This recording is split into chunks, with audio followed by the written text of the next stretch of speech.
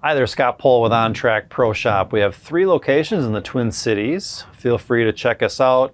We're there to help you with your bowling game. All right, what do I have in front of me here? I'm sure a lot of people see this in bowling, the mini fan.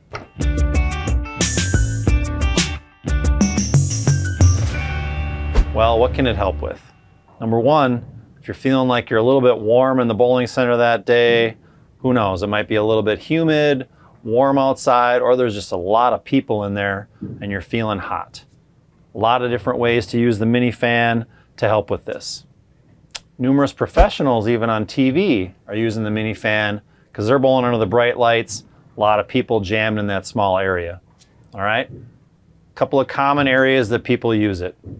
If we look, basically just on the side of the mini fan, we have a couple of switches. Just turn it on, and you know what? I can feel that cooling my hand already. Some people hold it here.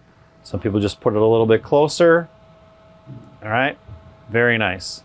Another way, if I'm feeling just hot all over, like I'm starting to perspire a little bit, I'll hold it a little bit closer to my face, get the forehead.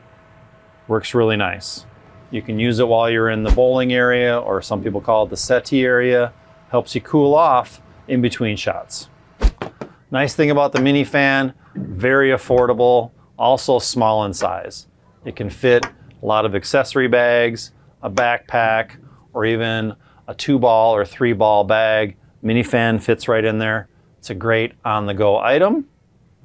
If any of you can relate to being a little bit warm while you're bowling, I'd recommend just get a mini fan. It'll help you out.